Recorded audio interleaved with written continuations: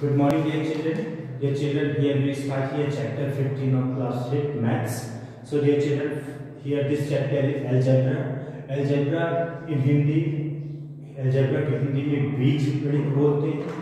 So, dear children, here we start here exercise 15.1. Just before we go to exercise. First, I will give you introduction of algebra. What is algebra? What is variable? And what is constant?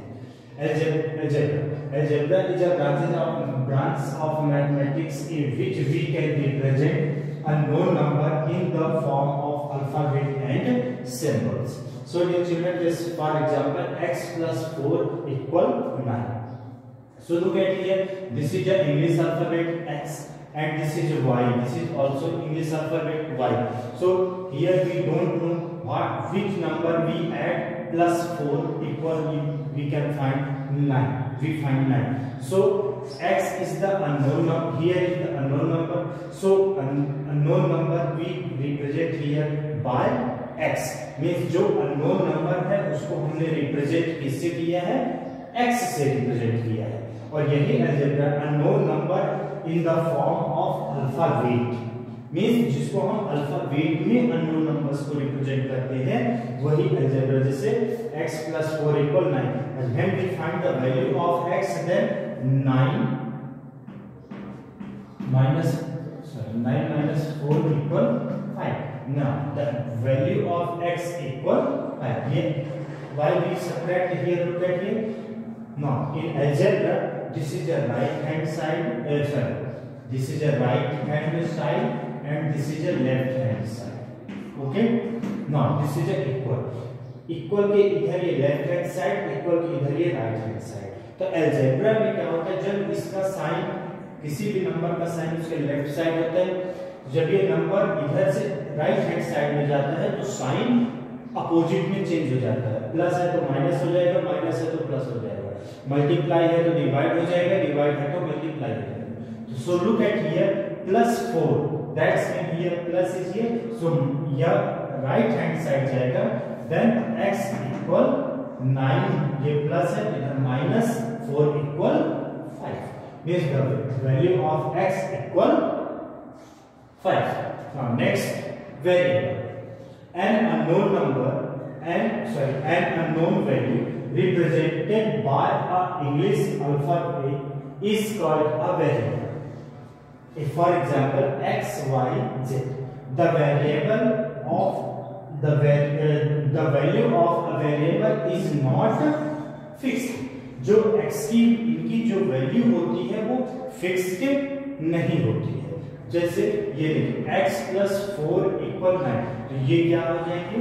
x ये क्या हो जाएगा? ये variable हो जाएगा हमारा x y. This is a variable. Okay. Means इसको भी हम रिप्रेजेंट किससे करते हैं? x y and x y z a b किसी भी इंग्लिश अल्फाबेट से जिसको हम रिप्रेजेंट करते हैं. Now constant. On the other hand, a number has a fixed value and is called a constant. For example, ऐसे नंबर जिनकी क्या होती है? वैल्यू बिल्कुल फिक्स्ड होती है. जैसे फॉर एग्जांपल कि x plus 7 इक्वल कर, हमें इसमें ये फिक्स क्या है कि हमें इसमें 7 ही प्लस करना है और जो उसकी वैल्यू आ रही है वो भी क्या है? ये बिल्कुल फिक्स्ड है. तो ये क्या कहला जाएंगे? कांस्टेंट कहला जाएंगे. क्या कहला जाएंगे? Constant. Means 7 and 12 is a constant. And suppose this type 2x plus 7 equal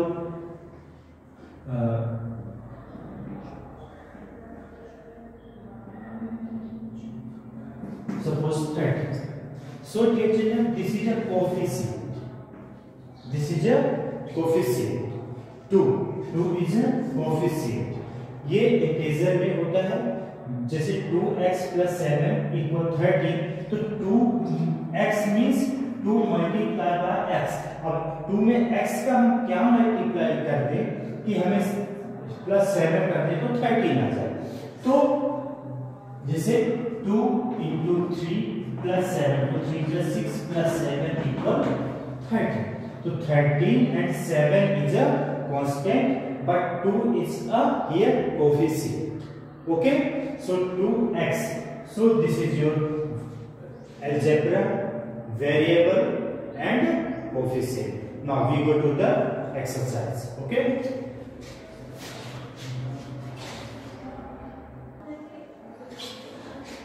Now dear children, now the first question, we go to the first question. First question is write the algebraic expression for each of the following. So dear children, here in word is x added to 17. Here x added to 17. So in algebraic, when we write in algebraic expression, then we write x plus 17. Means x added to 17 means x को हमें add करना है किसमें 17 में. So x plus 17. Okay.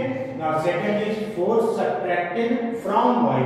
So look at here, from means y में हमें 4 को subtract करना है. So y minus 4. Here we write here first. In first here y, then we write here 4. Okay. Now third one is 9 taken away from z.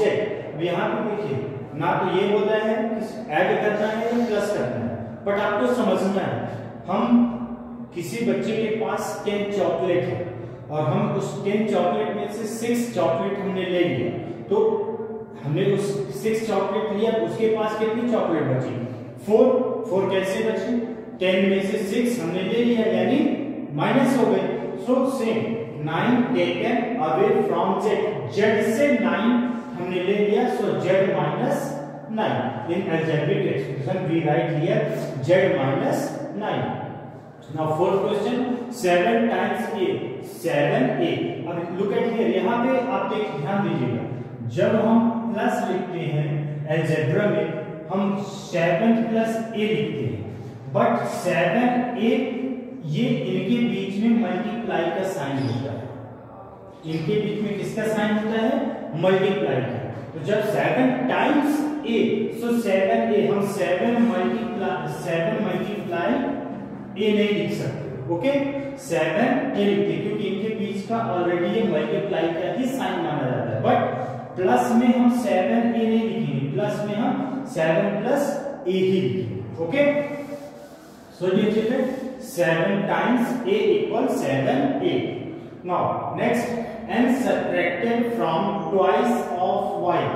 Twice means double. So double means 2y.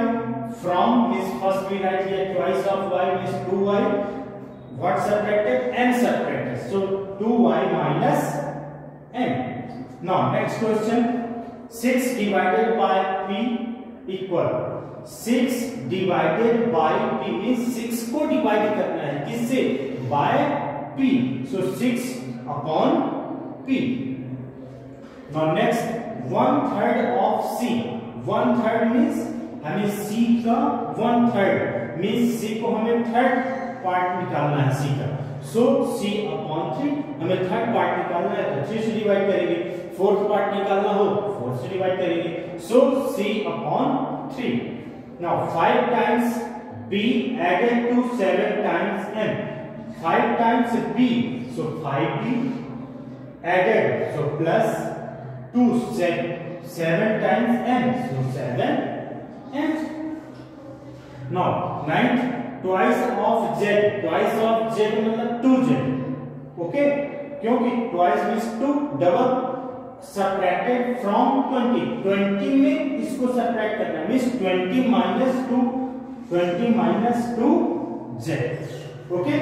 Now last question is 15 less than quotient of x divided by 3.